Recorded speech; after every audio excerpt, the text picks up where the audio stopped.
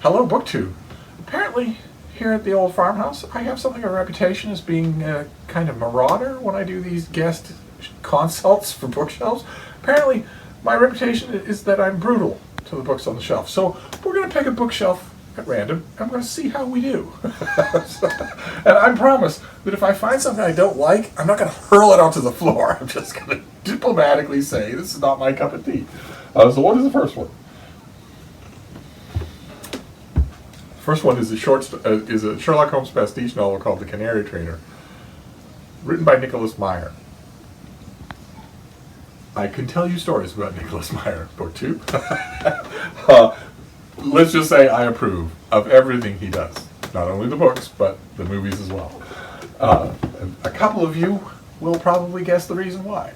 Let's see. Let's move on here. Oh, okay. This is Laurie King, famous for her Sherlock Holmes pastiche novels as well. This I don't know this book. Maybe this isn't one. Yeah, this is not one. This is just a historical thriller by her. But if she's here, knowing the librarian methodical nature of this collection, I'm sure that her Sherlock Holmes stories are not far behind. Yeah, see, this is the Moor.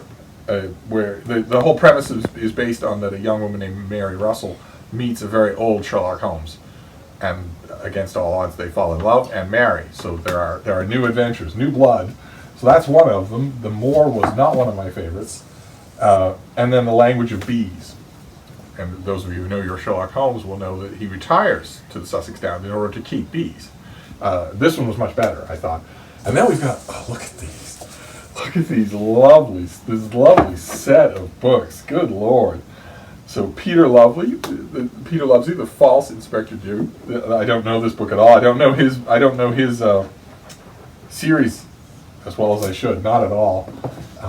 What's the next one? Raymond Chandler. Look at that. The Long Goodbye with the Palm Trees. I don't know if the light is catching that, but this is lovely. Boy, and these leather-bound editions will just take a pounding. All right, so we're doing fine. We're doing fine so far. Okay. All right. Well, this is Eye of the Needle, Ken Follett. It is extremely programmatic. If you have ever read a single thriller in your life, you're going to get 30 pages in and know everything that's going to happen in the rest of this book. And you're going to say at that point, at the 30-page mark, well, okay, so it's not completely original, so I know what's going to happen. I can at least rely on the great writing. And you'll be wrong. So I guess not all leather browns are created equal. Oh, wow. Oh, can you make this out? This is Somerset Maugham.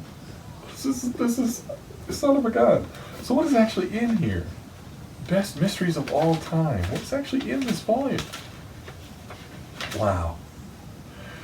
Okay, it's not a mom book that you see every day. It's unreadable. But I'm not sure if that's the reason. We've got another Raymond Chandler, The Big Sleep. That streetlight. Well, it's kind of odd to find a Raymond Chandler away from another Raymond Chandler. That's kind of strange. What's this next one? Ooh, the great Elizabeth George. This is A Great Deliverance. She's fantastic. Those of you who love murders and thrillers and whatnot, especially murder mysteries that read like novels, that read fully textured, three-dimensional characters, she's fantastic. What a pretty book. God, what a pretty edition. Oh, okay. The Talentless Ross MacDonald. This one is called The Chill. If we open it at random to this page, it will be as boring as a warm glass of milk. Then we move forward to here, boring as a warm glass of milk. And then we move to the thrilling ending. Sometimes he can have an ending to one of his boring as dirt novels where there are 4 different people who are armed, all in a small room, all hating each other, and you're still bored. You're still thinking, I really ought to wax the car. That's bad. I don't know what accounts for that, but he didn't have it. He was married to someone who had the skill, and he was close friends with people who had the skill, but he didn't have it himself. Okay, all right. Here's the exact opposite. Mickey Spillane, who could make a grocery list fascinating. So, and this is I, the Jury, which is my favorite Mickey Spillane novel. These things are pure trash, but oh my God. Which of us hasn't rooted around in the trash at one time or another? This is just, he is so good. I don't actually know if Mickey Spillane is in print at the moment. I have no idea, and if he is, how much he is. So I worry that a lot of people, especially young readers who might like this kind of thing, just aren't being exposed to it at all. They just never see it. Oh God. Okay. All right. We have a Ross Thomas here. He's not Ross McDonald. He's even more boring than Ross McDonald. This is Briar Patch. Oh God, I remember reading the mass market of this thing, and just it was a hot summer day, and I was just waiting for the plot to take off. I was waiting for something to happen, and it never did. I finished the book and thought, that's it? That's the conclusion of this novel? And I thought, to myself, God, I waited through that whole thing and nothing exciting happened. And then I figured out a way to make something exciting happen. I fed it to my beagles, and I watched it just get torn apart, confetti flying in the air. That made it fun. That was the only way that I could attest to make Briar Patch fun. If you come up with another way, you let me know. Oh, the great Rex Stout. The doorbell rang. Notice it's just an apartment building, because Nero Wolfe, his main character, almost never leaves his home. He's the most stationary of thriller and detective characters until you get to, is it Jeffrey Deaver who has a character who's a literal quadriplegic? He literally cannot move except his face. But until you get to that character, Nero Wolfe is the clear winner. There's a wonderful moment in a Nero Wolfe novel where a bad guy breaks into his office, his opulent oak-paneled office, with a gun, points it at Nero Wolfe and says, "Don't move!" And Nero Wolfe says, "I almost never do." The great Dorothy Sayers, Clouds of Witness. Boy, these are lovely additions. They won't save crappy books, but they sure make the nice ones look good. This is wonderful. The Dorothy Sayers was great just in general. And I don't know, even when it comes to her, one of the greatest figures and one of the greatest periods of murder mysteries, even when it comes to her, I'm not sure what you would encounter of hers if you walked into your local Barnes & Noble. I honestly don't know, and that's a crime. That's a terrible crime. What's this next one? In a Lonely Place by Dorothy Hughes? Don't know anything about this. Don't know anything about this at all. What are we talking about here? 1947. Wow, never read it, never heard of it before. Oh God. Oh God. Okay. The Laughing Policeman. This may be the groundbreaker, the very trailblazing novel in this whole, Nordic police procedural noir type thing that is so awful, where the main character is always an alcoholic 50-something guy who's lost the love of his life and who screws up all of his relationships and who does all of his paperwork wrong and who's resentful of his younger colleagues and who stumbles upon the solution to the mystery. All right, you may have noticed a skip there. A little technical difficulty, but we're moving on this shelf. And this is all, it looks like these are all thrillers and mysteries. So, okay. All right, this is lovely. This is Marjorie Allingham. I'm pretty sure she is completely out of print.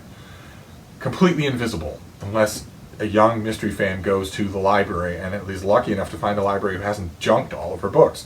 And that's a shame, because she's fantastic. So allow me, of course I love this edition. These leather-bound things are just fantastic. But allow this to stand as a recommendation for this author. If you like murder mysteries and you find her, you will love her books. This is going to be a familiar refrain here. I wonder if this is all the bookshelf of the damned here. Oh, well, no, some writers will stay in print forever. This is, I admit, this is one of the more tautly done Dick Francis novels. But he has a long life now, not only because his literary identity is being subsumed by his relatives, his family is keeping Dick Francis books coming. They plan on doing that forever. So there's never going to be a season where there isn't a Dick Francis novel. But also because he had, 45 years ago, he got the best possible recommendation. The Queen of England let it be known. She doesn't give interviews, but she let it be known that she loves his books. And that's all it took. That's all it took to guarantee him 45 million readers for every single thing he writes. Okay, the last two are Tony Hillerman's. We have one of these leather things, The Thief of Time, and then the normal look of his books, The Fallen Man. I always feel guilty about Tony Hillerman because I don't like him as much as his fans do.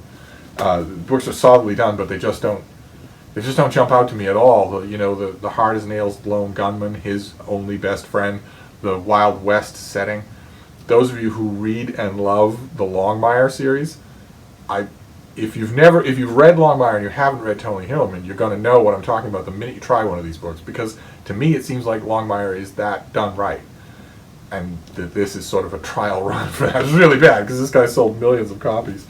And there he is, resting on a rock. All right, so there you go. That was a mystery and thriller shelf, and that didn't fare too poorly. There was some junk and one book I haven't read, mostly winners though. So see, gentle as a lamb. The next time I'm at your house, feel free. We'll do a shelf tour, and you'll see it'll be easy. Thank you, Martin.